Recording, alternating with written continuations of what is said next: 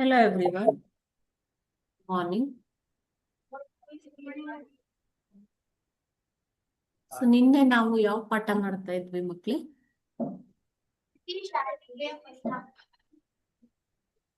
British ಆಳ್ವಿಕೆಯ ಪರಿಣಾಮಗಳು ಅಲ್ವಾ? ಸೊ ಇದರಲ್ಲಿ ನಾವು ಬ್ರಿಟಿಷ್ ಆಧುನಿಕ ಶಿಕ್ಷಣದ ಪರಿಣಾಮಗಳು ಅನ್ನುವಂತಹ ಒಂದು ಕ್ವಶನ್ ನೋಡಿದ್ವಿ ಅಲ್ವಾ ಮಕ್ಳೇ? ಸೊ ಬ್ರಿಟಿಷ್ ಆಳ್ವಿಕೆಯ ಶಿಕ್ಷಣದ ಪರಿಣಾಮಗಳಲ್ಲಿ ಈಗ ಆಧುನಿಕ ಶಿಕ್ಷಣವನ್ನ ಜಾರಿಗೆ ತಂದವರು ಯಾರು? ಯಾರ ಒಂದು ಆಯೋಗದ ವರದಿಯ ಮೂಲಕ ಆಧುನಿಕ ಶಿಕ್ಷಣವನ್ನ ಜಾರಿಗೆ ತರಲಾಯಿತು? ಹೇಳಿ, ಕೇಳಿಸ್ತಾ ಇಲ್ಲ. ಎಸ್, ಮೆಕಾಲೆ ವರದಿಯ ಮೂಲಕ ಅಲ್ವಾ? ಸೊ ಇದರಲ್ಲಿ 4 ಪರಿಣಾಮಗಳನ್ನ ನೋಡಿದ್ವಿ. ಪತ್ರಿಕೆಗಳಲ್ಲಿ ಸರ್ಕಾರದ ನೀತಿಗಳನ್ನು ವಿಮರ್ಶಿಸುವ ಮೂಲಕ ಭಾರತೀಯರಲ್ಲಿ ಬ್ರಿಟಿಷ್ ಆಡಳಿತದ ಬಗ್ಗೆ ವಿಮರ್ಶಾತ್ಮಕ ಅಭಿಪ್ರಾಯ ಬೆಳೆಯೋದಿಕ್ಕೆ ಇದರಿಂದ ಕಾರಣ ಆಗತ್ತೆ ಅಲ್ವಾ? ಸೊ ಅದೇ ರೀತಿಯಾಗಿ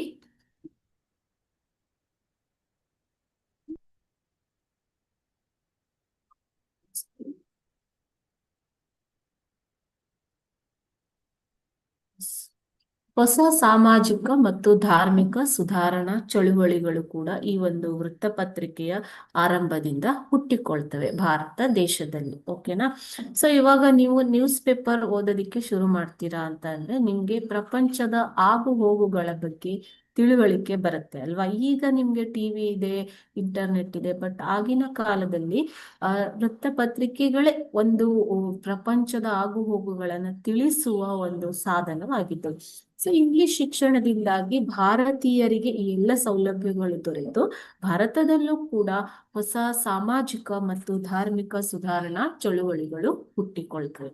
ಅದೇ ರೀತಿ J S Mill Rousseau, Montesquieu ಮೊದಲಾದವರ ಚಿಂತನೆಗಳು ಭಾರತೀಯ ವಿದ್ಯಾವಂತರ ಆಲೋಚನಾ ಕ್ರಮದಲ್ಲಿ ನಾವೀನ್ಯತೆಯನ್ನ ತಂದವು. ಜಗತ್ತಿನಾದ್ಯಂತ ಅನೇಕ ದೇಶಗಳಲ್ಲಿ ಸ್ವಾತಂತ್ರ್ಯ ಚಳುವಳಿಗಳು ನಡೀತಾ ಇದ್ವು. ಯಾಕೆ ಅಂತಂದ್ರೆ ಯುರೋಪಿನ ಹಲವಾರು ದೇಶಗಳು, ಬಹುತೇಕ ರಾಷ್ಟ್ರಗಳು ಯುರೋಪಿನ ವಸಾಹತು ಕೇಂದ್ರಗಳಾಗಿವೆ ಅಲ್ವಾ? ಸೊ ಅಲ್ಲಲ್ಲಿ ನಡೆಯುತ್ತಿದ್ದ ಫ್ರೆಂಚ್ ರೆವಲ್ಯೂಷನ್ ಇರ್ಬೋದು, ರಷ್ಯಾದ ಕ್ರಾಂತಿ ಇರ್ಬೋದು, ಈ ರೀತಿ ಬೇರೆ ಬೇರೆ ಕ್ರಾಂತಿಗಳು, ಸ್ವಾತಂತ್ರ್ಯ ಚಳುವಳಿಗಳ ಪ್ರಭಾವ ಭಾರತೀಯರ ಮೇಲೂ ಆಗಿ 1857ರ ಪ್ರಥಮ ಸ್ವಾತಂತ್ರ್ಯ ಸಂಗ್ರಾಮಕ್ಕೂ ಕೂಡ ಈ ಒಂದು ಶಿಕ್ಷಣದಿಂದ ಪಡೆದಂತಹ ಜ್ಞಾನ ಒಂದು ರೀತಿಯಲ್ಲಿ ಕಾರಣ ಆಯ್ತು ಅಂತ ಹೇಳ್ಬೋದು. ಓಕೆನಾ ಮಕ್ಕಳೇ? ಸೊ ಇವು ಇಂಗ್ಲಿಷ್ ಶಿಕ್ಷಣದ ಅಥವಾ ಆಧುನಿಕ ಶಿಕ್ಷಣದ ಪ್ರಭಾವಗಳು. ನಿನ್ನೆ ನಾವು ಇಷ್ಟು ಪಾಯಿಂಟ್ ಅನ್ನ ನೋಡಿದ್ವಿ, ಉಳಿದಿರೋದನ್ನ ಇವಾಗ ಹೇಳಿದ್ವಿ. ಓಕೆನಾ? ಸೊ ಕಂಟಿನ್ಯೂ ಮಾಡೋಣ ಇವಾಗ.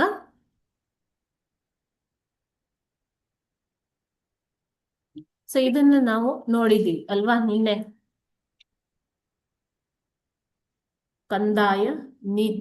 ಕಂದಾಯ ನೀತಿಯ ಪರಿಣಾಮ. ಈಗ 1919ರ ಮಾಂಟೆಗೊ ಜೇಮ್ಸ್ಬರ್ಗ್ ಸುಧಾರಣಾ ಕಾಯ್ದೆಯ ಪ್ರಮುಖ ಅಂಶಗಳಾವು ಅಂತ ಕೇಳಿದ್ದಾರೆ. ಇದು ಕ್ವಶನ್ ಪೇಪರ್ ಅಲ್ಲಿ ಕೇಳಿರುವಂತಹ ಪ್ರಶ್ನೆ, ಹಳೆ ಕ್ವಶನ್ ಪೇಪರ್ ಅಲ್ಲಿ. ಓಕೆ, ಈ 1919ರ ಭಾರತ ಸರ್ಕಾರದ ಕಾಯ್ದೆ, ಇದನ್ನ ಮಾಂಟೆಗೊ ಜೇಮ್ಸ್ಬರ್ಗ್ ಸುಧಾರಣಾ ಕಾಯ್ದೆ ಅಂತ ಕೂಡ ಕರೀತಾರೆ ಮಕ್ಕಳು. ಓಕೆ, ಸೊ ಈ ಒಂದು ಕಾಯ್ದೆಯು 1914ರಿಂದ 1918 ಪ್ರಥಮ ಮಹಾಯುದ್ಧದ, ಮೊದಲನೇ ಮಹಾಯುದ್ಧದ ಸಂದರ್ಭದಲ್ಲಿ ಭಾರತೀಯರನ್ನ ಬ್ರಿಟಿಷರ ಪರವಾಗಿ ಭಾಗವಹಿಸಲು ಪ್ರೇರೇಪಿಸಿದ ಹಿನ್ನೆಲೆಯಲ್ಲಿ ಈ ಕಾಯ್ದೆಯನ್ನ ಜಾರಿಗೆ ತರಲಾಯಿತು. ಯಾವುದು? 1919ರ ಭಾರತ ಸರ್ಕಾರದ ಕಾಯ್ದೆ. ಇದನ್ನ ನಾವು ಮಾಂಟೆಗೊ ಜೇಮ್ಸ್ಬರ್ಗ್ ಸುಧಾರಣಾ ಕಾಯ್ದೆ ಅಂತ ಕರಿತೀವಿ. ಓಕೆ, ಸೊ ಇದರಿಂದ ಕೇಂದ್ರದಲ್ಲಿ ದ್ವಿಸದನ ಶಾಸಕಾಂಗ ರಚನೆಗೆ ಅವಕಾಶ ನೀಡಲಾಯಿತು. 1919ರ ಕಾಯ್ದೆ ಪ್ರಕಾರ ದೇಶದಲ್ಲಿ ಕೇಂದ್ರದಲ್ಲಿ ದ್ವಿಸದನ ಶಾಸಕಾಂಗ ರಚನೆಗೆ ಅವಕಾಶ ನೀಡಲಾಯಿತು.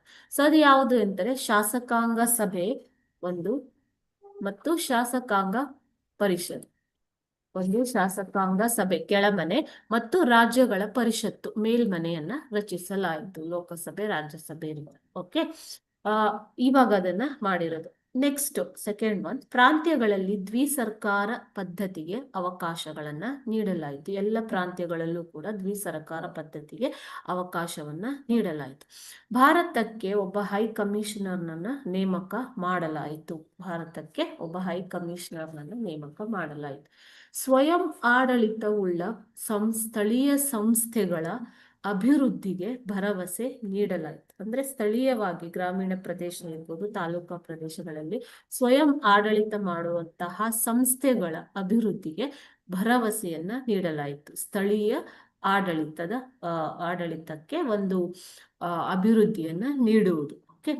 ಪ್ರತ್ಯೇಕ ಚುನಾವಣಾ ಮತಗಟ್ಟೆ ವ್ಯವಸ್ಥೆಯನ್ನ ಮುಸ್ಲಿಂ, ಸಿಖ್, ಆಂಗ್ಲ ಭಾರತೀಯರು ಮತ್ತು ಯುರೋಪಿಯನ್ನರಿಗೆ ವಿಸ್ತರಿಸಲಾಯಿತು.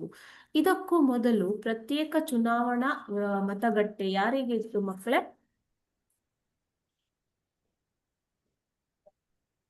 ಪ್ರತ್ಯೇಕ ಚುನಾವಣಾ ಮತಗಟ್ಟೆ ಈ 1919 ಮಾಂಟೆಗೋ ಜೆಮ್ಸ್ಫೋರ್ಡ್ ಸುಧಾರಣಾ ಕಾಯ್ದೆ ಮುಖಾಂತರ ಪ್ರತ್ಯೇಕ ಚುನಾವಣಾ ಮತಗಟ್ಟೆಯನ್ನ ಮುಸ್ಲಿಂ, ಸಿಖ್, ಆಂಗ್ಲ ಭಾರತೀಯರು ಮತ್ತು ಯುರೋಪಿಯನ್ನರಿಗೆ ವಿಸ್ತರಿಸಲಾಯಿತು ಅಂತ ಕೊಟ್ಟಿದ್ದಾರೆ ಅಲ್ವಾ. ಸೊ ಇದಕ್ಕೂ ಮೊದಲು ವಿಸ್ತರಿಸಲಾಯಿತು ಅಂತಂದ್ರೆ ಆಲ್ರೆಡಿ ಇಟ್ ವಾಸ್ ಎಕ್ಸಿಸ್ಟ್, ಮೊದಲೇ ಇತ್ತು. ಇದು ಯಾವ ಕಾಯ್ದೆಯಲ್ಲಿತ್ತು?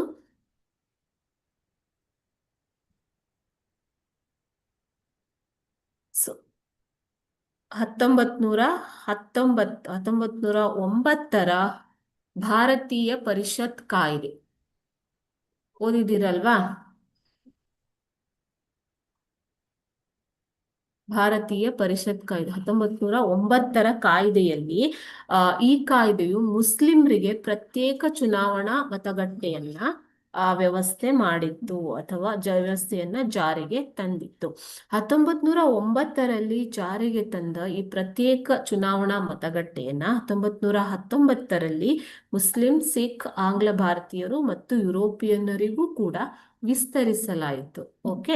ಸೊ ಇವಾಗ ನಿಮ್ಗೆ 1 ಮಾರ್ಕ್ ಕ್ವಶನ್ ಅಲ್ಲಿ ಕೇಳಬಹುದು, ನೆನ್ಪಿಟ್ಕೊಳ್ಳಿ. ಮುಸ್ಲಿಂರಿಗೆ ಪ್ರತ್ಯೇಕ ಚುನಾವಣಾ ಮತಗಟ್ಟೆ ವ್ಯವಸ್ಥೆಯನ್ನ ಜಾರಿಗೆ ತಂದಂತಹ ಕಾಯ್ದೆ ಯಾವುದು ಯಾವುದು ಅಂತ ಕೇಳಿದ್ರೆ ಯಾವ್ದು ಬರಿಬೇಕು ಮಕ್ಕಳೇ? 1909 ಭಾರತೀಯ ಪರಿಷತ್ ಕಾಯ್ದೆ. ಓಕೆ.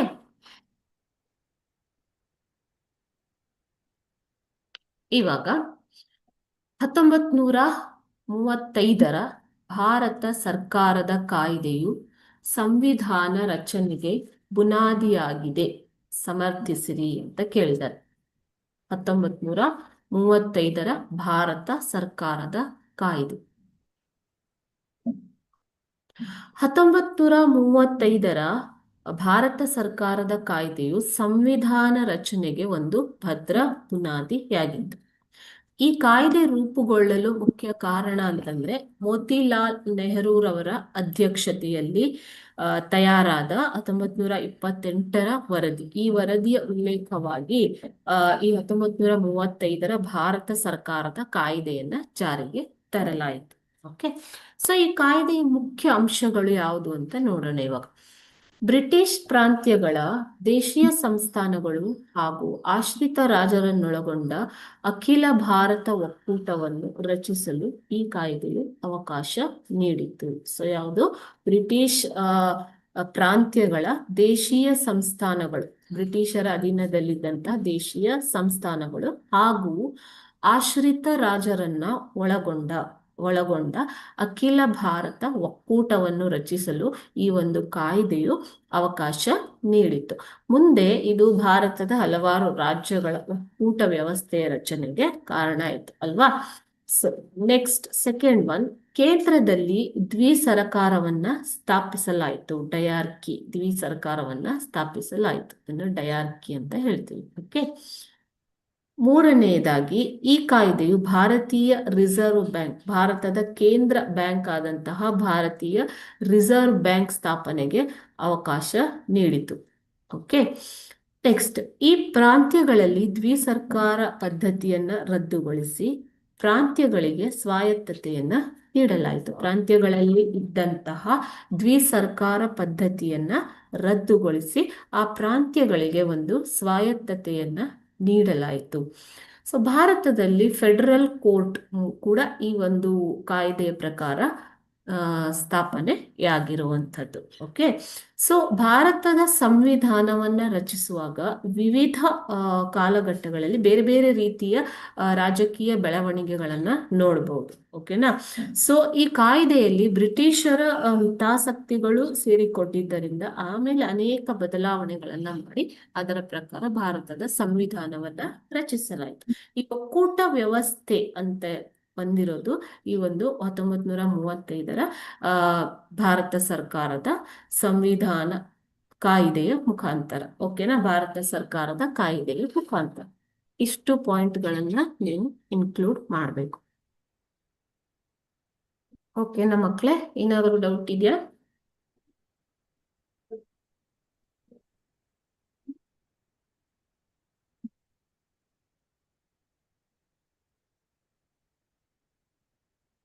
ಈಗ ನೆಕ್ಸ್ಟ್ ಚಾಪ್ಟರ್ ಹೋಗೋಣವಾ?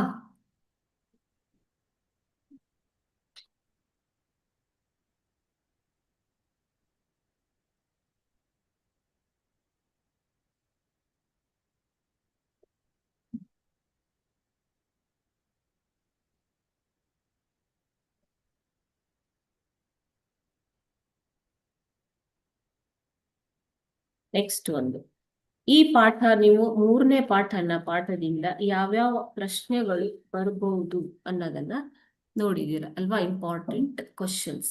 ಸೊ ಆ ಪ್ರಕಾರ ನೀವು ಮಕ್ಕಳ ರಿವಿಷನ್ ಮಾಡ್ಕೋತಾ ಹೋಗ್ಬೇಕು, ಓದ್ಕೋತಾ ಹೋಗ್ಬೇಕು. ಓಕೆನಾ? ಇಲ್ಲಿ 4ನೇ ಪಾಠ ಬಂದ್ಬಿಟ್ಟು ಮೈಸೂರಿನ ಒಡೆಯರು ಹಾಗೂ ಕರ್ನಾಟಕದಲ್ಲಿ ಬ್ರಿಟಿಷ್ ಆಳ್ವಿಕೆಗೆ ವಿರೋಧ ಅನ್ನುವಂತ. ಇಲ್ಲಿ ನಿಮ್ಗೆ ಮೈಸೂರಿನ ರಾಜರುಗಳ ಬಗ್ಗೆ, ಅವರು ಹೇಗೆ ಆಂಗ್ಲೋ ಮೈಸೂರು ಯುದ್ಧಗಳ ಬಗ್ಗೆ, ಮತ್ತು ಟಿಪ್ಪು ಸುಲ್ತಾನ್ ಮತ್ತು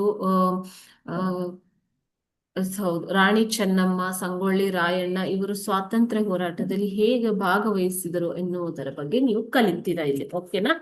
ಸೊ ಇಲ್ಲಿನ ಕಲಿಕಾಂಶ ಏನು ಅಂತಂದ್ರೆ ಮೈಸೂರಿನ ಒಡೆಯರ ಸಾಧನೆಗಳು ಮತ್ತು ಅವರ ಕೊಡುಗೆಗಳನ್ನ ವಿವರಿಸುವುದು. ನಾಲ್ವಡಿ ಕೃಷ್ಣರಾಜ ಒಡೆಯರ ಜೀವನ ಮತ್ತು ಸಾಧನೆಗಳನ್ನ ಸಾರಾಂಶಿಸುವುದು. ಹೈದರ್ ಅಲಿ ಮತ್ತು ಟಿಪ್ಪು ಸುಲ್ತಾನ್ ಹೇಗೆ ಬ್ರಿಟಿಷರ ವಿರುದ್ಧ ಹೋರಾಡಿದರು ಎಂಬುದನ್ನು ಉದಾಹರಣೆ ಸಹಿತ ವಿವರಿಸುವುದು. ಕಿತ್ತೂರಿನ ಬಂಡಾಯದಲ್ಲಿ ರಾಣಿ ಚೆನ್ನಮ್ಮ ಮತ್ತು ಸಂಗೊಳ್ಳಿ ರಾಯಣ್ಣ ಹೇಗೆ ಹೋರಾಡಿದರು ಎಂಬುದನ್ನು ಪ್ರಶಂಸಿಸುವುದು. ಅಮರಸುಳ್ಯ ಬಂಡಾಯವು ಒಂದು ರೈತ ಬಂಡಾಯ ಹೇಗೆ ಎಂಬುದನ್ನು ವಿವರಿಸುವುದು. ಅದೇ ರೀತಿ ಭಾರತ ಸ್ವಾತಂತ್ರ್ಯ ಹೋರಾಟದಲ್ಲಿ ಹಲಗಲಿ ಬೇಡರ ದಂಗೆಯನ್ನ ಪ್ರಶಂಸಿಸುವುದು. 19ನೇ ಶತಮಾನವನ್ನು ಭಾರತೀಯ ಪುನರುಜ್ಜೀವನ ಕಾಲ ಅಂತ ಹೇಳಲಾಗಿದೆ. ಈ ಇಷ್ಟು ಅಂಶಗಳನ್ನ ನೀವು ಈ ಪಾಠದಲ್ಲಿ ಕಲ್ತಿದ್ದೀರ ಅಲ್ವಾ?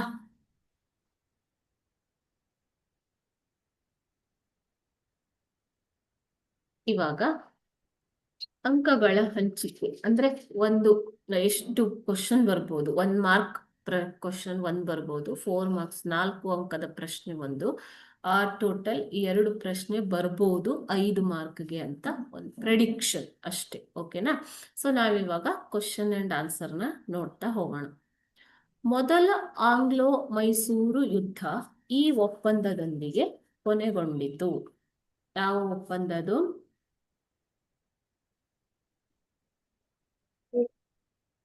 ಮೊದಲನೆಯ ಆಂಗ್ಲೋ ಮೈಸೂರು ಯುದ್ಧವು ಈ ಒಪ್ಪಂದದೊಂದಿಗೆ ಕೊನೆಗೊಂಡಿತು ಅಂತ ಕೊಟ್ಟಿದ್ದಾರೆ ಮಕ್ಕಳು. ಮದ್ರಾಸ್ ಒಪ್ಪಂದ. ಎಸ್, ಆಪ್ಷನ್ಸ್ ನೋಡೋಣ. ಆಪ್ಷನ್ ಎ ಮಂಗಳೂರು ಒಪ್ಪಂದ, ಆಪ್ಷನ್ ಬಿ ಶ್ರೀರಂಗಪಟ್ಟಣ ಒಪ್ಪಂದ, ಆಪ್ಷನ್ ಸಿ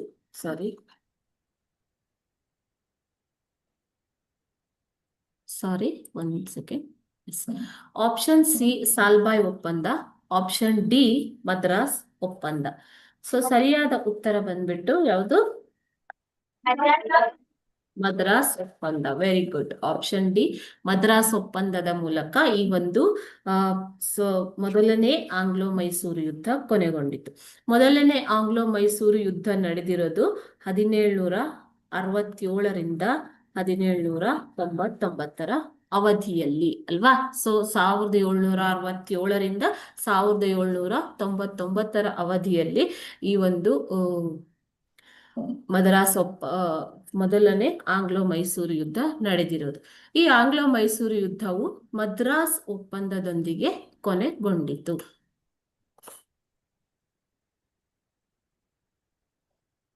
ಎರಡನೇ ಪ್ರಶ್ನೆ,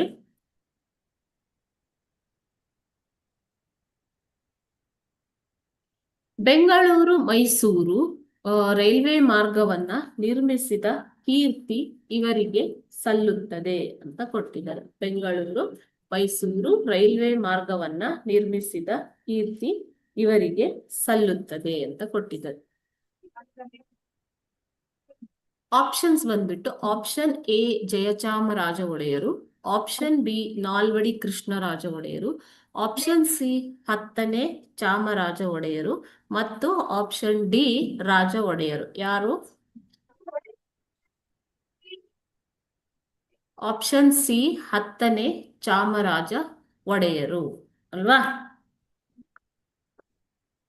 ಇವರು 1882ರಲ್ಲಿ ಹೊಸ ರೈಲು ಮಾರ್ಗವನ್ನ ಆರಂಭಿಸಿದರು. ಬೆಂಗಳೂರು ಮತ್ತು ಮೈಸೂರಿನ ನಡುವೆ ಹೊಸ ರೈಲು ಮಾರ್ಗವನ್ನ 1882ರಲ್ಲಿ ಪ್ರಾರಂಭಿಸಿದರು. ಕರೆಕ್ಟಾ?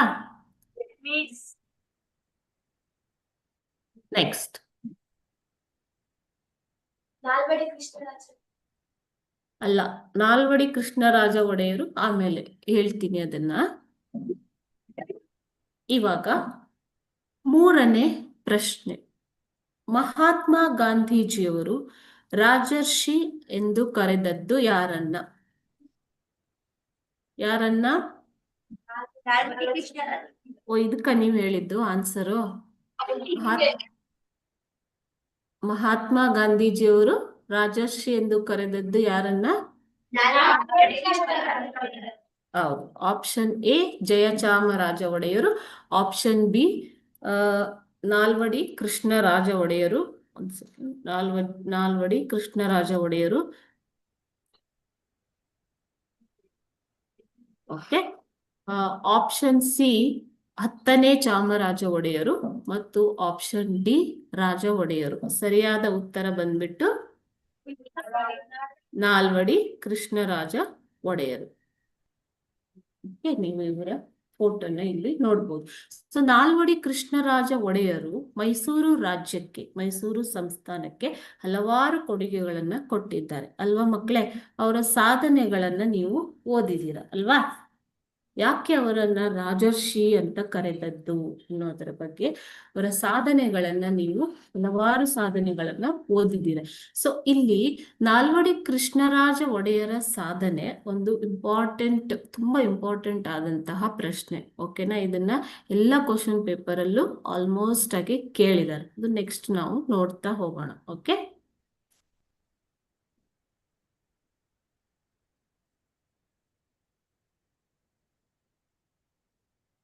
ನೆಕ್ಸ್ಟ್, ಹಲಗಲಿ ಬೇಡರು ಬ್ರಿಟಿಷರ ವಿರುದ್ಧ ದಂಗೆ ಏಳಲು ಕಾರಣವೇನು? ಇದು ಕೂಡ ಒಂದು ಕ್ವಶನ್ ಪೇಪರ್ ಅಲ್ಲಿ ಬಂದಿರುವಂತಹ ಪ್ರಶ್ನೆ. ಹಲಗಲಿಯ ಬೇಡರು ಬ್ರಿಟಿಷರ ವಿರುದ್ಧ ದಂಗೆ ಏಳಲು ಕಾರಣವೇನು ಅಂತ ಕೇಳಿದ್ರು. ಸೊ ಈ ಬೇಡರು ಬಾಗಲಕೋಟೆ ಜಿಲ್ಲೆಯ ಮುಧೋಳ ತಾಲೂಕಿನ ಹಲಗಲಿ ಎಂಬ ಗ್ರಾಮದಿಂದ ಬಂದಂಥವು ಹಲಗಲಿಯ ಬೇಡರು. ಅವರನ್ನ ಹಲಗಲಿಯ ಬೇಡರು ಅಂತ ಯಾಕೆ ಕರೀತಾರೆ ಅಂತಂದ್ರೆ, ಅವರ ಊರು ಯಾವುದು ಮಕ್ಕಳೇ?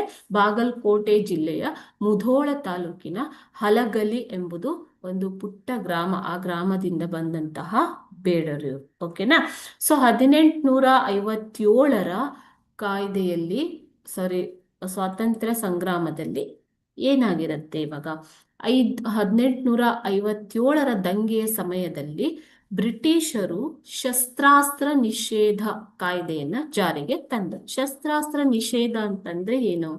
ಯಾವುದೇ ರೀತಿಯ ಶಸ್ತ್ರಾಸ್ತ್ರಗಳನ್ನ ಉಪಯೋಗಿಸುವಂತಿಲ್ಲ ಅಂತ ಭಾರತೀಯರಿಗೆ ನಿಷೇಧ ಮಾಡಿರುವಂಥದ್ದು. ಓಕೆ. ಆದರೆ ಈ ಬೇಡರ ಒಂದು ಮುಖ್ಯ ಆ, ಕಾರ್ಯ ಏನು ಮಕ್ಕಳೇ, ಅವರ ಮುಖ್ಯವಾದಂಥ ವೃತ್ತಿ ಬೇಟೆಯಾಡುವುದು ಅಲ್ವಾ. ಸೊ ಬೇಡರು ತಲೆ ತಲಾಂತರದಿಂದ ಬೇಟೆಯಾಡುವ ಉದ್ದೇಶಕ್ಕೆ ಬಂದೂಕನ್ನ ಬಳಸುತ್ತಿದ್ದರು. ಓಕೆ. ಸೊ ಈ ಶಸ್ತ್ರಾಸ್ತ್ರ ನಿಷೇಧ ಕಾಯ್ದೆಯ ಮೂಲಕ ಏನ್ ಮಾಡ್ಬೇಕು, ಅವರು ಬಂದೂಕುಗಳನ್ನ ಬ್ರಿಟಿಷರಿಗೆ ಒಪ್ಪಿಸಬೇಕಾಗಿತ್ತು. ಭಾರತೀಯರಿಗೆ ಮಾತ್ರ ಇದ್ದಂತಹ ನಿರ್ಬಂಧ ಇದು. ಯಾವ ಭಾರತೀಯರು ಶಸ್ತ್ರಾಸ್ತ್ರಗಳನ್ನ ಉಪಯೋಗಿಸುವಂತೆ ಇರಲಿಲ್ಲ. ಸೊ ಅವರು ಯಾವುದೇ ಶಸ್ತ್ರಾಸ್ತ್ರ ಇಟ್ಟುಕೊಂಡಿದ್ದರೂ ಅದನ್ನ ಬ್ರಿಟಿಷರಿಗೆ ಒಪ್ಪಿಸಬೇಕಾಗಿತ್ತು. ಸೊ ಯಾಕೆ ಬ್ರಿಟಿಷರು ಈ ಒಂದು ಕಾಯ್ದೆಯನ್ನ ಜಾರಿಗೆ ತಂದ್ರು ಅಂತಂದ್ರೆ, ಹಲವಾರು ಟ್ರೈಬಲ್ಸು, ಆಲಗುಂಡಿಯ ಬೇಡರು, ಹಲಗಲಿಯ ಬೇಡರು, ಮಂಟೂರು, ಬೋದಾನಿ ಹಾಗೂ ಸುತ್ತಮುತ್ತಲಿನ ಅನೇಕ ಜನಾಂಗದವರು ಬ್ರಿಟಿಷರ ವಿರುದ್ಧ ದಂಗೆ ಎದ್ದಿದ್ದರು. ಸೊ ಈ ದಂಗೆಯನ್ನ ಹತ್ತಿಕ್ಕಲು ಬ್ರಿಟಿಷರು ಈ ಒಂದು ತಂತ್ರವನ್ನ ಉಪಯೋಗಿಸಿದ್ರು. ಓಕೆನಾ. ಸೊ ಆದರೆ ಈ ಹಲಗಲಿಯ ಬೇಡರು ಬಂದೂಕನ್ನ ಬ್ರಿಟಿಷರಿಗೆ ಒಪ್ಪಿಸಲು ಸಿದ್ಧರಿರಲಿಲ್ಲ. ಸೊ ಸಿದ್ಧರಿಲ್ಲದೆ ಇರುವುದರಿಂದ ಅವರು ಬ್ರಿಟಿಷರ ವಿರುದ್ಧ ದಂಗೆ ಎದ್ದರು. ಸೊ ಯಾವುದು ಕಾರಣ ಏನು ಹಾಗಾದ್ರೆ, ಇಲ್ಲಿ ಬ್ರಿಟಿಷರು ಜಾರಿಗೆ ತಂದಂತಹ ಶಸ್ತ್ರಾಸ್ತ್ರ ನಿಷೇಧ ಕಾಯ್ದೆಯೇ ಪ್ರಮುಖವಾದ ಕಾರಣ. ಈ ಕಾಯ್ದೆಯ ಮುಖಾಂತರ ಅವರು ಏನ್ ಮಾಡ್ಬೇಕಾಗಿತ್ತು, ಶಸ್ತ್ರಾಸ್ತ್ರಗಳನ್ನ ಬ್ರಿಟಿಷರಿಗೆ ಒಪ್ಪಿಸಬೇಕಾಗಿತ್ತು. ಆದರೆ ಅವರು ಒಪ್ಪಿಸಲು ಸಿದ್ಧರಿರಲಿಲ್ಲ. ಓಕೆನಾ.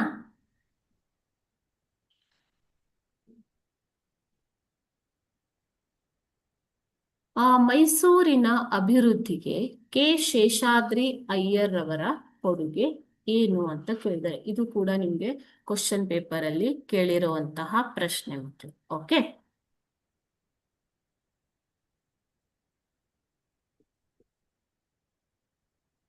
ಹದಿನೆಂಟುನೂರ 1883ರಲ್ಲಿ ಕೆ ಶೇಷಾದ್ರಿ ಅಯ್ಯರ್ ಅವರು ದಿವಾನರಾಗ್ತಾರೆ. ಓಕೆ. ಸೊ ಇವರ ಕಾಲದಲ್ಲಿಯೇ ಬೆಂಗಳೂರು ಮೈಸೂರು ರೈಲ್ವೆ ಮಾರ್ಗ ರಚನೆಯಾಗಿತ್ತು ಅಲ್ವಾ. ಸೊ 1883ರಲ್ಲಿ ಕೆ ಶೇಷಾದ್ರಿ ಅಯ್ಯರ್ ಅವರು ದಿವಾನರಾದರು. ರಾಜ್ಯದ ವಿವಿಧ ಸ್ಥಾನದಲ್ಲಿ ಅಧಿಕಾರದಲ್ಲಿದ್ದ ಅವರು ಹೊಸ ರೈಲು ಮಾರ್ಗಗಳ ನಿರ್ಮಾಣಕ್ಕೆ ಕಾರಣರಾಗ್ತಾರೆ. ದಿವಾನ ಅಂತಂದ್ರೆ ಯಾರು, ಮಂತ್ರಿ. ಓಕೆ.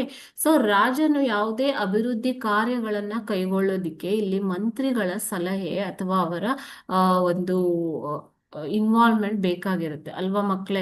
ಸೊ ಯಾವುದೇ ರಾಜರ ಸಾಧನೆಗಳನ್ನ ನೀವು ನೋಡುವಾಗ ಅದರ ಹಿಂದೆ ಮಂತ್ರಿಗಳ ದಿವಾನರ ಒಂದು ಸಲಹೆ ಇದ್ದಿರುತ್ತೆ. ಓಕೆನಾ. ಸೊ ವಿವಿಧ ಅಧಿಕಾರ ಸ್ಥಾನದಲ್ಲಿ ಇದ್ದಂತಹ ಅವರು ಹೊಸ ರೈಲು ಮಾರ್ಗಗಳ ನಿರ್ಮಾಣಕ್ಕೆ ಕಾರಣರಾಗ್ತಾರೆ. ಆಡಳಿತ ಸೇವೆಗಾಗಿ ಪ್ರತಿಭಾವಂತ ಯುವಕರನ್ನು ಆಯ್ಕೆ ಮಾಡಲು ಸಿವಿಲ್ ಪರೀಕ್ಷೆಯನ್ನ ಇವರು ಪ್ರಾರಂಭಿಸ್ತಾರೆ. ಸಿವಿಲ್ ಪರೀಕ್ಷೆ ಅಂತಂದ್ರೆ ನಾಗರಿಕ ಪರೀಕ್ಷೆಗಳು. ಈಗ ನೀವು ಯಾವ ರೀತಿ ಸಿವಿಲ್ ಪರೀಕ್ಷೆಯನ್ನ ಬರೀತೀರೋ, ನಾಗರಿಕ ಪರೀಕ್ಷೆಗಳನ್ನ ಪಬ್ಲಿಕ್ ಸರ್ವಿಸ್ ಎಕ್ಸಾಮಿನೇಷನ್ ನೀವು ನೋಡ್ತಿರೋ, ಅದೇ ರೀತಿಯಂತಹ ಪರೀಕ್ಷೆಯನ್ನ ಇವರು ದಿವಾನರು ಮೈಸೂರು ಸಂಸ್ಥಾನದಲ್ಲಿ ಪ್ರಾರಂಭ ಮಾಡ್ತಾರೆ ಮಕ್ಕಳು. ಓಕೆ.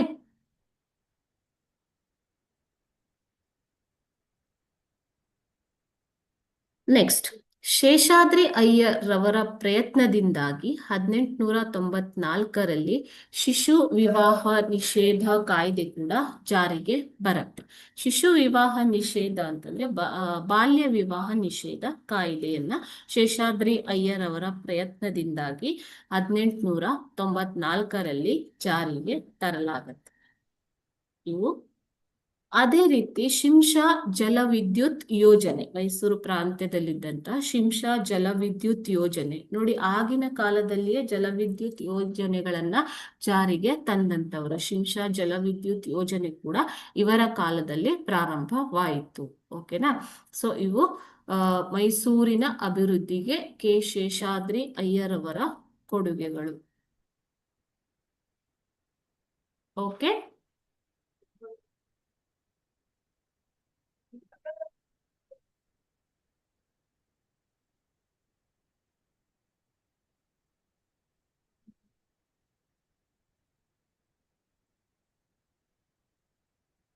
ಆರನೆಯ ಪ್ರಶ್ನೆ ಬಂದ್ಬಿಟ್ಟು, ಶ್ರೀರಂಗಪಟ್ಟಣ ಒಪ್ಪಂದದ ಷರತ್ತುಗಳು ಏನು ಅಂತ ಕೇಳಿದ್ದಾರೆ. ಶ್ರೀರಂಗಪಟ್ಟಣದ ಒಪ್ಪಂದದ ಷರತ್ತುಗಳು ಏನು? ಶ್ರೀರಂಗಪಟ್ಟಣ ಒಪ್ಪಂದ ನಡೆದಿರುವುದು ಯಾವಾಗ ಮಕ್ಕಳೇ?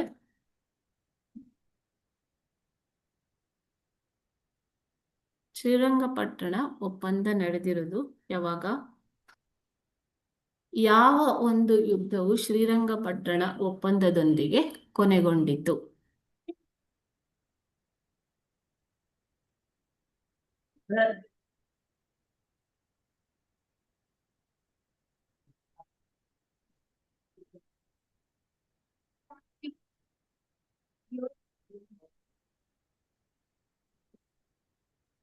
ಶ್ರೀರಂಗಪಟ್ಟಣ ಮೊದಲನೇ ಆಂಗ್ಲೋ ಮೈಸೂರು ಯುದ್ಧ ಯಾವ ಒಪ್ಪಂದದೊಂದಿಗೆ ಕೊನೆಗೊಂಡಿತು? ಮದ್ರಾಸ್ ಒಪ್ಪಂದ ಅಲ್ವಾ?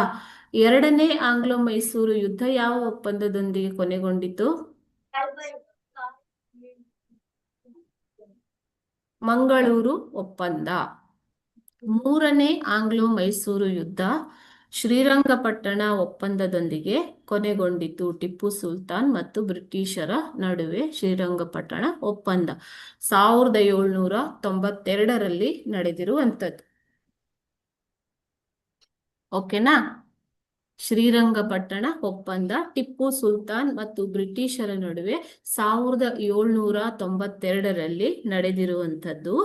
ಇದು ಆಂಗ್ಲೋ ಮೈಸೂರು ಯುದ್ಧ ಈ ಮೂರನೇ ಆಂಗ್ಲೋ ಮೈಸೂರು ಯುದ್ಧವು ಈ ಒಪ್ಪಂದದೊಂದಿಗೆ ಕೊನೆಗೊಳ್ಳುತ್ತೆ. ಇಲ್ಲಿಗೆ ಆಂಗ್ಲೋ ಮೈಸೂರು ಯುದ್ಧಗಳು ಕೊನೆಯಾಗುತ್ತೆ. ಓಕೆ. ಟಿಪ್ಪು ಇದರ ಒಂದು ನಿಬಂಧನೆಗಳ ಪ್ರಕಾರ ಟಿಪ್ಪು ತನ್ನ ಅರ್ಧ ರಾಜ್ಯವನ್ನು ಬ್ರಿಟಿಷರಿಗೆ ಬಿಟ್ಟುಕೊಡುವುದು ಅಂತ ಷರತ್ತು ಉಂಟಾಗತ್ತೆ. ಓಕೆ. ಅದೇ ರೀತಿ 3 ಕೋಟಿ ರೂಪಾಯಿಗಳನ್ನು ಯುದ್ಧ ನಷ್ಟ ಭರ್ತಿಯಾಗಿ ಕೊಡುವುದು. ನೀವು ಎಲ್ಲ ಯುದ್ಧದಲ್ಲೂ ಆಲ್ಮೋಸ್ಟ್ ನೋಡಿರ್ತೀರ, ಲಾಸ್ಟ್ ಕ್ಲಾಸಲ್ಲೂ ಅಲ್ವಾ? ಸೊ ಯಾವ ಯುದ್ಧ ಅದು?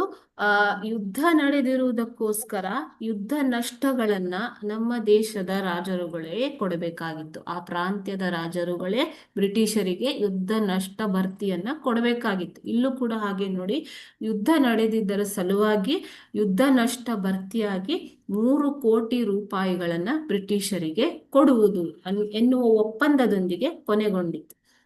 ಮತ್ತು ಯುದ್ಧ ನಷ್ಟ ಭರ್ತಿಗೆ ಗ್ಯಾರಂಟಿಯಾಗಿ ಅಂದ್ರೆ 3 ಕೋಟಿ ರೂಪಾಯಿಗಳಿಗೆ ಗ್ಯಾರಂಟಿಯಾಗಿ ತನ್ನ 2 ಗಂಡು ಮಕ್ಕಳನ್ನ ಒತ್ತೆಯಾಳಾಗಿ ಇಡುವುದು ಬ್ರಿಟಿಷರಲ್ಲಿ. ಸೊ ಈ ಒಪ್ಪಂದವು ಟಿಪ್ಪು ಸುಲ್ತಾನರಿಗೆ ಅತ್ಯಂತ ಒಂದು ಅವಮಾನಕರ ಒಪ್ಪಂದವಾಗಿತ್ತು ಅಲ್ವಾ ಮಕ್ಕಳೇ? ಸೊ ಈ ತರ ಒಂದು ಷರತ್ತುಗಳು ಇದ್ದಾಗ ಆ ಒಪ್ಪಂದ ಏನಾಗುತ್ತೆ? ಅವಮಾನಕರ ಒಪ್ಪಂದ ಉಂಟಾಗತ್ತೆ. ಸೊ ಟಿಪ್ಪು ಸುಲ್ತಾನನಿಗೆ ಸೋಲಾಗಿದ್ದರಿಂದ ಈ ಒಪ್ಪಂದ.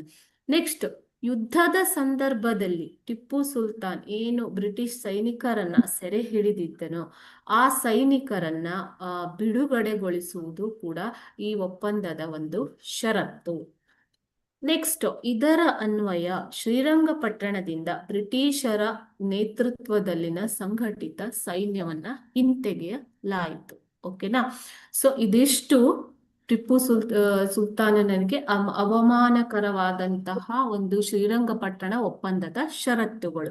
ಏನೇನು ಇದನ್ನ ಕೇಳ್ತಾರೆ, ಇಂಪಾರ್ಟೆಂಟ್ ಇದೆ ಇದು. ಟಿಪ್ಪು ತನ್ನ ಅರ್ಧ ರಾಜ್ಯವನ್ನ ಬಿಟ್ಟುಕೊಡುವುದು, 3 ಕೋಟಿ ರೂಪಾಯಿಗಳನ್ನ ಯುದ್ಧ ನಷ್ಟ ಭರ್ತಿಯಾಗಿ ಕೊಡುವುದು, ಯುದ್ಧ ನಷ್ಟ ಭರ್ತಿಗೆ ಗ್ಯಾರಂಟಿಯಾಗಿ 3 ಕೋಟಿ ರೂಪಾಯಿಗಳಿಗೆ ಗ್ಯಾರಂಟಿಯಾಗಿ ತನ್ನ 2 ಗಂಡು ಮಕ್ಕಳನ್ನ ಒತ್ತೆಯಾಳಾಗಿ ಇಡುವುದು, ಅದೇ ರೀತಿ ಯುದ್ಧ ಸಂದರ್ಭದಲ್ಲಿ ಸೆರೆ ಹಿಡಿಯಲಾಗಿದ್ದ ಸೈನಿಕರನ್ನ ಬಿಡುಗಡೆಗೊಳಿಸುವುದು. ಇಷ್ಟು ಈ ಶ್ರೀರಂಗಪಟ್ಟಣ ಒಪ್ಪಂದದ ಷರತ್ತುಗಳು. ಈ ಷರತ್ತಿನನ್ವಯ ಬ್ರಿಟಿಷರು ಶ್ರೀರಂಗಪಟ್ಟಣದಿಂದ ತಮ್ಮ ಸಂಘಟಿತ ಸೈನ್ಯವನ್ನ ಹಿಂತೆಗೆದುಕೊಂಡರು. ಓಕೆ.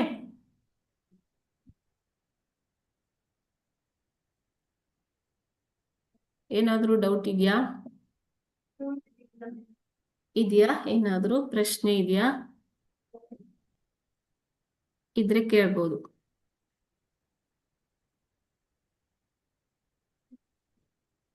ಸೊ ಕಂಟಿನ್ಯೂ ಮಾಡದ? ಹೇಳಿ, ಕಂಟಿನ್ಯೂ ಮಾಡದ? ಓಕೆ. 7ನೇ ಪ್ರಶ್ನೆ, ನಾಲ್ವಡಿ ಕೃಷ್ಣರಾಜ ಒಡೆಯರ್ ಅವರ ಕೊಡುಗೆಗಳು ಸಾಧನೆಗಳನ್ನು ವಿವರಿಸಿ ಅಂತ ಕೇಳಿದ್ದಾರೆ. Okay? ಇದು ಇಂಪಾರ್ಟೆಂಟ್ ಅಂತ ಮಾರ್ಕ್ ಮಾಡ್ಕೊಬಿಡಿ ಇದನ್ನ. ಸಾರಿ,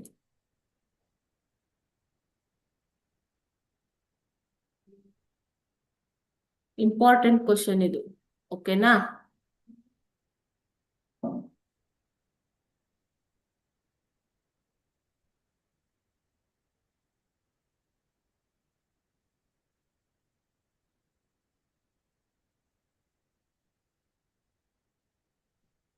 ನಾಲ್ವಡಿ ಕೃಷ್ಣರಾಜ ಒಡೆಯರ್ ಅವರ ಕೊಡುಗೆಗಳನ್ನು ಸಾಧನೆಯನ್ನ ವಿವರಿಸಿ ಅಂತ ಕೇಳಿದ್ದಾರೆ.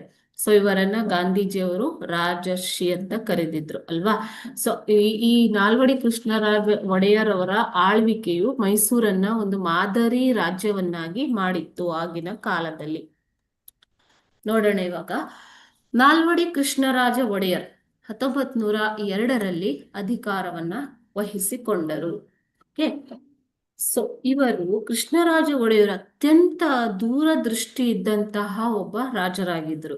ಇವರು ಆವಾಗಲೇ ಪ್ರಾಥಮಿಕ ಶಿಕ್ಷಣದ ಅಭಿವೃದ್ಧಿಗಾಗಿ ಎಲ್ಲ ಪ್ರಾಥಮಿಕ ಶಾಲೆಗಳಲ್ಲಿಯೂ ಶಿಕ್ಷಣ ಶುಲ್ಕವನ್ನ ರದ್ದುಗೊಳಿಸಲಾಯಿತು. ಇವಾಗೇನು ನಾವು ಫ್ರೀ ಎಜುಕೇಶನ್, ಉಚಿತ ಶಿಕ್ಷಣ ಅಂತ ಹೇಳ್ತೀವಿ, ಅದನ್ನ ನಾಲ್ವಡಿ ಕೃಷ್ಣರಾಜ ಒಡೆಯರವರು 1902ರಲ್ಲಿ ಆವಾಗಲೇ ಜಾರಿಗೆ ತಂದಿದ್ರು ಮಕ್ಕಳೇ. ಸೊ ನೋಡ್ಬೋದು ಅವರ ದೂರದೃಷ್ಟಿ ಎಷ್ಟಿತ್ತು ಅಂತ ಅಲ್ವಾ.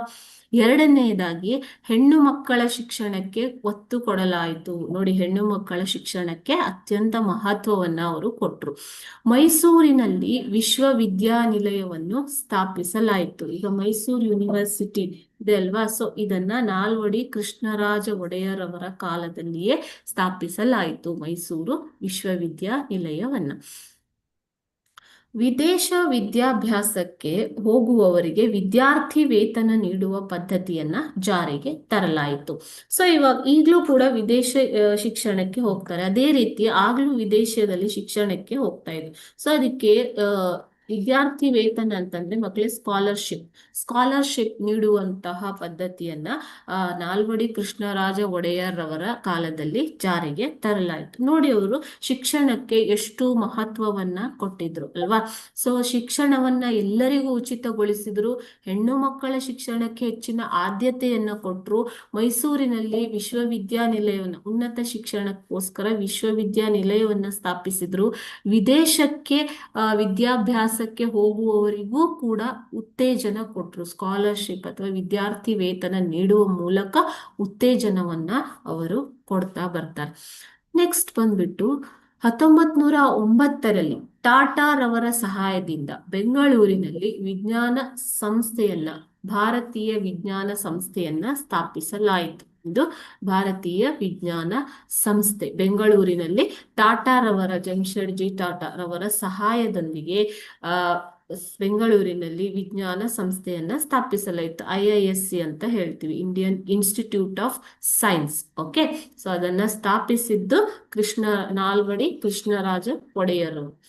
ನೀರಾವರಿ ಸೌಲಭ್ಯ ಒದಗಿಸಲು ವಿಶೇಷ ಗಮನ ಕೊಟ್ಟು ಬೆಳಗೊಳದ ಹತ್ತಿರ ಕಾವೇರಿ ನದಿಗೆ ಅಣೆಕಟ್ಟನ್ನು ಕಟ್ಟಲಾಯಿತು. ಮೈಸೂರಿನ ಬೆಳಗೊಳದ ಹತ್ತಿರ ಕಾವೇರಿ ನದಿಗೆ ಒಂದು ಅಣೆಕಟ್ಟನ್ನು ಅವರು ಕಟ್ಟಿದರು. ಅನೇಕ ಹೊಸ ರೈಲು ಮಾರ್ಗಗಳನ್ನು ಕೂಡ ಸ್ಥಾಪಿಸಲಾಯಿತು. ಈಗ ನೋಡ್ತಾ ಇದ್ದೀರಲ್ಲ ನೀವು, ಇದು ಮೈಸೂರು ವಿಶ್ವವಿದ್ಯಾನಿಲಯ. ಇದು IISc ಸಂಸ್ಥೆ, ವಿಜ್ಞಾನ ಸಂಸ್ಥೆ ಬೆಂಗಳೂರಿನಲ್ಲಿ ಸ್ಥಾಪಿತವಾಗಿರುವಂಥದ್ದು. ಸೊ ಅವರು ಹೊಸ ರೈಲು ಮಾರ್ಗಗಳನ್ನು ಕೂಡ ಸ್ಥಾಪಿಸಿದರು.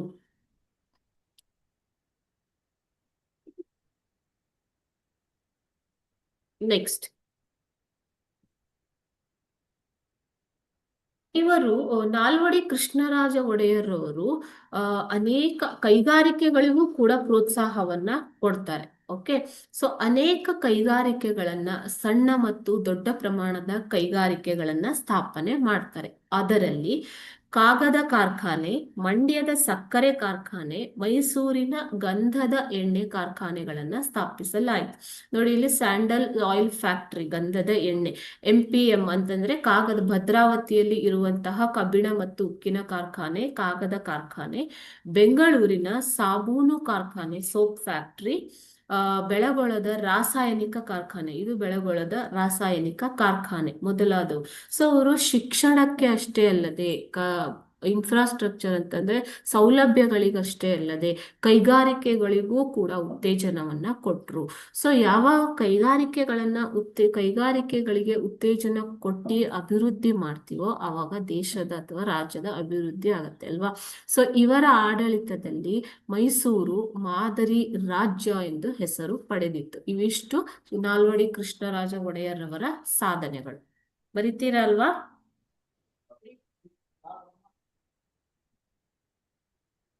ಮಾರ್ಕ್ಸ್ ನೋಡಿಕೊಂಡು ಬರೀರಿ. ಓಕೆ, ಬರೀ ಕೈಗಾರಿಕೆಗಳಿಗೆ ಅಂತ ಕೊಟ್ರೆ ಕೈಗಾರಿಕೆಗಳಿಗೆ ಅವ್ರು ಕೊಟ್ಟಂತಹ ಕೊಡುಗೆಗಳನ್ನ ಬರಿಬೇಕು.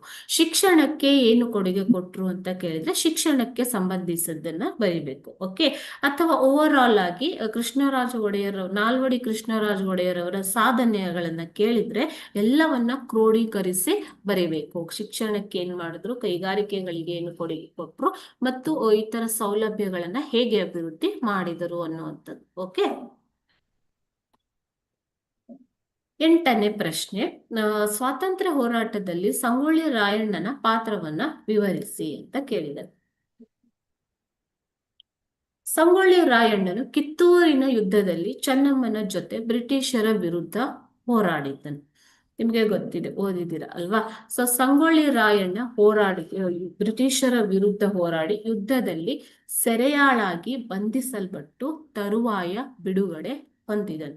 ಯಾವ ರೀತಿ ಹೋರಾಡಿದನು ಸಂಗೊಳ್ಳಿ ರಾಯಣ್ಣ ಅಂತಂದ್ರೆ, ಆತನು ಸೈನಿಕರನ್ನು ಸಂಘಟಿಸುತ್ತಾ ಸ್ವಾತಂತ್ರ್ಯದ ಬಗ್ಗೆ ಅಭಿಮಾನವನ್ನು ಬೆಳೆಸಿಕೊಂಡನು.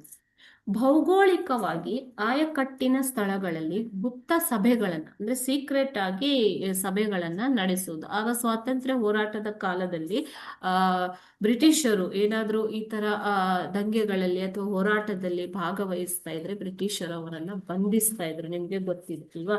ಸೊ ಬ್ರಿಟಿಷರ ಬಂಧನದಿಂದ ತಪ್ಪಿಸಿಕೊಳ್ಳಲು ಆತ ಆಯಕಟ್ಟಿನ ಸ್ಥಳಗಳಲ್ಲಿ, ಗುಪ್ತ ಸ್ಥಳಗಳಲ್ಲಿ ಒಂದು ಸಭೆಗಳನ್ನ ನಡೆಸುವ ಮೂಲಕ ಮುಂದಿನ ಯೋಜನೆಗಳನ್ನ ರೂಪಿಸಿಕೊಳ್ತಾ ಇದ್ದನು. ಓಕೆ, ತಕ್ಷಣದ ಅವನ ಉದ್ದೇಶಗಳು ಯಾವುದೆಂದರೆ ಬ್ರಿಟಿಷ್ ಆಡಳಿತ ಯಂತ್ರದ ಮುಖ್ಯ ಅಂಗವಾಗಿದ್ದಂತಹ ತಾಲೂಕು ಕಚೇರಿ ಮತ್ತು ಖಜಾನೆಗಳನ್ನ ಲೂಟಿ ಮಾಡುವುದು. ಸೊ ತಾಲೂಕು ಕಚೇರಿ ಮತ್ತು ಖಜಾನೆಗಳ ಮೂಲಕ ಬ್ರಿಟಿಷರು ಭಾರತದಲ್ಲಿ ನಿಯಂತ್ರಣವನ್ನ ಸಾಧಿಸ್ತಾ ಇದ್ದಾರೆ ಅನ್ನೋದು ಆತನಿಗೆ ಗೊತ್ತಿದ್ದರಿಂದ ಆ ಕಚೇರಿಗಳು ಮತ್ತು ಖಜಾನೆಗಳನ್ನ ಲೂಟಿ ಮಾಡುವ ಮೂಲಕ ತನ್ನ ಒಂದು ಹೋರಾಟವನ್ನ ಮುಂದುವರಿಸುವುದು ಆತನ ಒಂದು ತಕ್ಷಣದ ಯೋಜನೆಯಾಗಿತ್ತು. ಸೊ ಇಲ್ಲಿ ಮೊದಲು ನಂದಗಡ ಮತ್ತು ಖಾನಾಪುರ, ತರುವಾಯ ಸಂಪಗಾವಿ ಆತನ ಪ್ರಮುಖ ಕಾರ್ಯಾಚರಣೆಗಳ ಸ್ಥಳಗಳಾದ. ರಾಯಣ್ಣನನ್ನ ಸೆರೆ ಹಿಡಿಯಲು ಬ್ರಿಟಿಷರು ಒಂದು ಯೋಜನೆಯನ್ನ ರೂಪಿಸಿದ್ರು, ಸಂಚನ್ನ ರೂಪಿಸಿದ್ರು. ಈ ಸಂಚಿಗೆ ಬಲಿಯಾದ ಸಂಗೊಳ್ಳಿ ರಾಯಣ್ಣನನ್ನು ಇಂಗ್ಲಿಷ್ ಸೈನ್ಯ ಬಂಧಿಸಿ ಧಾರವಾಡಕ್ಕೆ ಕರೆತಂದಿತ್ತು. ನಂದಗಡ, ಖಾನಾಪುರ, ತರುವಾಯ ಸಂಪಗಾವಿ ಈ ತರ ಸ್ಥಳಗಳಲ್ಲಿ ಆತ ಕಾರ್ಯಾಚರಣೆಯನ್ನ ನಡೆಸಿದ್ದನು. ಆತನನ್ನ ಸಂಚು ನಡೆಸಿ ಬ್ರಿಟಿಷರು ಸೆರೆ ಹಿಡಿದು ಮುಖ್ಯ ಅಪರಾಧಿ ಎಂದು ಘೋಷಿಸಿ ನಂದಗಡದಲ್ಲಿ ಆತನನ್ನ ಜೈಲಿಗೆ ಏರಿಸಲಾಯಿತು. ಸೊ ಎಲ್ಲಿ ಜೈಲಿಗೆ ಏರಿಸಲಾಯಿತು ಅಂತ ಆಪ್ಷನಲ್ ಏನಾದ್ರು ಕೇಳಿದ್ರೆ ನಂದಗಡ ಅಂತ ಬರೀಬೇಕು ಮಕ್ಕಳೇ. ಓಕೆ, ಸೊ ಈ ತರ ಈ ದೊಡ್ಡ ಕ್ವಶನ್ ಅನ್ನ ಹೆಚ್ಚು ಇನ್ವಾಲ್ವ್ ಮಾಡ್ಕೊಳ್ಳೋದು ಯಾಕೆ ಅಂತಂದ್ರೆ ಈ ರಿವಿಷನ್ ಅಲ್ಲಿ ಇಲ್ಲಿ ಒಂದೊಂದು ಪಾಯಿಂಟ್ಗಳಿರ್ತವೆ ಅಲ್ವಾ. ಸೊ ಆ ಪಾಯಿಂಟ್ಗಳಿಂದನೂ ನಿಮ್ಗೆ ಆಪ್ಷನ್ ಬೇಸ್ಡ್ ಕ್ವಶನ್ಸ್ ಅಂದ್ರೆ ಬಹು ಆಯ್ಕೆಯ ಪ್ರಶ್ನೆಗಳನ್ನು ಕೇಳುವ ಸಂಭವ ಇರುತ್ತೆ. ಸಂಗೊಳ್ಳಿ ರಾಯಣ್ಣನನ್ನು ಗಲ್ಲಿಗೇರಿಸಿದ ಸ್ಥಳ ಯಾವುದು ಅಂತ ಕೇಳಿದ್ರೆ ಏನ್ ಬರೀತೀರಾ, ನಂದಗಡ. ಇದೆಲ್ಲ ನೆನ್ಪಿಟ್ಕೋಬೇಕು. ಓಕೆನಾ. ಇಲ್ಲಿ ನಿಮ್ಗೆ ಪಾಠದಲ್ಲಿ ನಿಮ್ಗೆ ಎಕ್ಸಾಮ್ ಅಲ್ಲಿ 2 ವಾಕ್ಯ, 4 ವಾಕ್ಯ, 5-6 ವಾಕ್ಯ ತರದಲ್ಲಿ ಆನ್ಸರ್ ಮಾಡೋದಿರುತ್ತೆ. ನಾನು ಹೆಚ್ಚಿಗೆ ಪಾಯಿಂಟ್ ಅನ್ನ ಯಾಕೆ ಇನ್ವಾಲ್ವ್ ಮಾಡಿದೀನಿ ಅಂತಂದ್ರೆ ನಿಮ್ಗೆ ಅದರಲ್ಲಿ ಇರೋವಂತ ಸಂಗತಿಗಳು ತಿಳಿಲಿ. ಸೊ ಅಲ್ಲಿ ಒಳಗಡೆ ಏನಾದ್ರೂ ಕ್ವಶನ್ಸ್ ಕೇಳೋವಂತ ಸಂಭವ ಇದ್ರೆ ಡೀಟೇಲ್ಸ್ ಎಲ್ಲ ಗೊತ್ತಿರ್ಲಿ ಅನ್ನೋ ಸಲುವಾಗಿ ಪಾಯಿಂಟ್ಸ್ ನ ಹೆಚ್ಚಿಗೆ ಇನ್ಕ್ಲೂಡ್ ಮಾಡಿದೀನಿ. ಓಕೆನಾ ಮಕ್ಳೇ.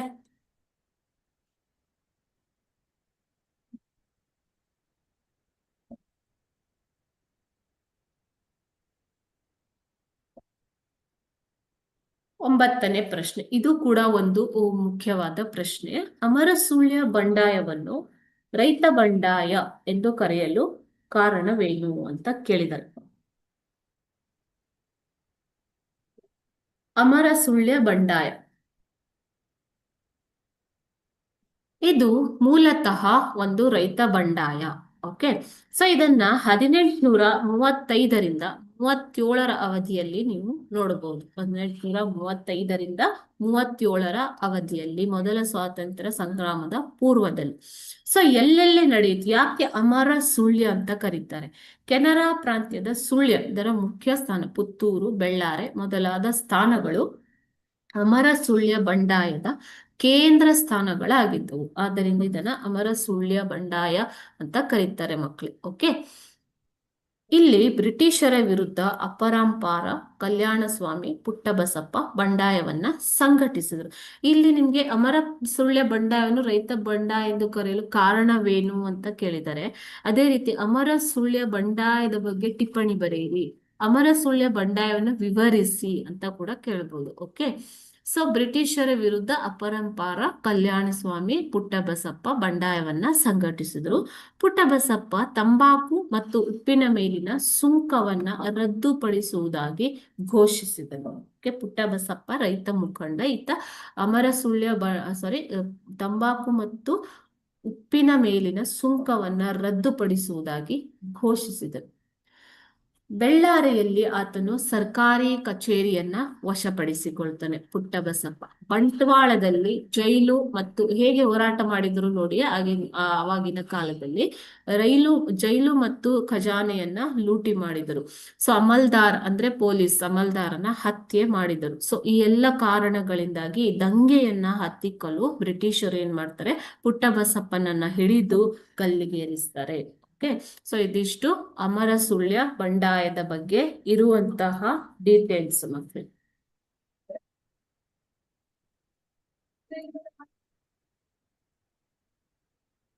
ಏನಾದ್ರೂ ಡೌಟ್ ಇದೆಯಾ ಇದರಲ್ಲಿ?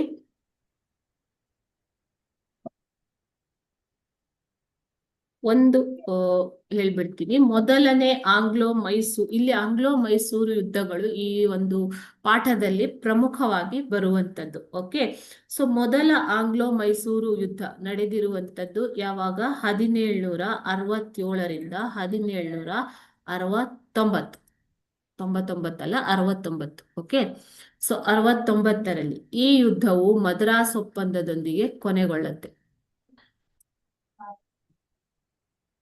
ಅಲ್ವಾ? ಸೊ ಅದೇ ರೀತಿ ಎರಡನೇ ಆಂಗ್ಲೋ ಮೈಸೂರು ಯುದ್ಧ ನಡೆದಿದ್ಯಾವಾಗ?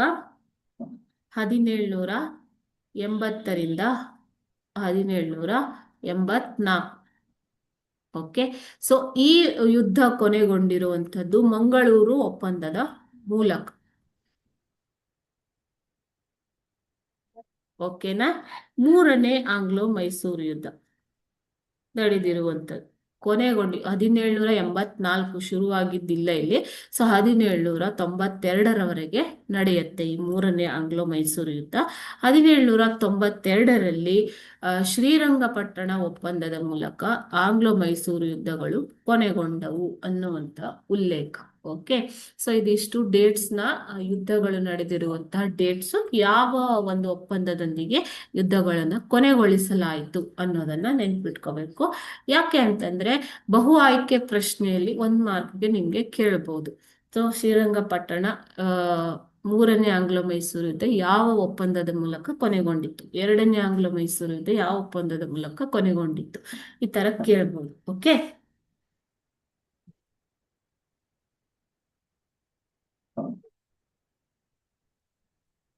Any doubt in this?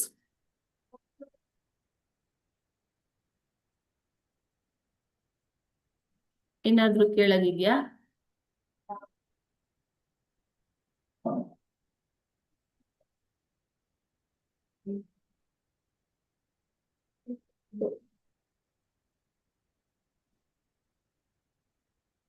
Next class ಅಲ್ಲಿ 5ನೇ ಪಾಠವನ್ನ 5 ಮತ್ತು 6 ಆದಷ್ಟು ಕವರ್ ಮಾಡಕ್ಕೆ ಟ್ರೈ ಮಾಡೋಣ. ಓಕೆನಾ? ಸಾಮಾಜಿಕ ಮತ್ತು ಧಾರ್ಮಿಕ ಸುಧಾರಣಾ ಚಳುವಳಿಗಳು. ಅದರಿಂದ ಕೂಡ ನಿಮ್ಗೆ ಕೆಲವೊಂದು ಕ್ವಶನ್ಸ್ಗಳು ಬರ್ತವೆ ಮಕ್ಕಳು. ಓಕೆ,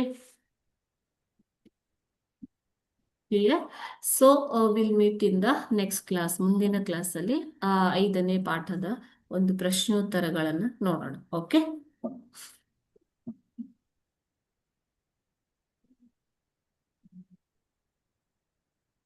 ಏನೇ ಕೇಳೋದಿದ್ರು ಡೌಟ್ ಇದ್ರೆ ಕೇಳ್ಬೋದು.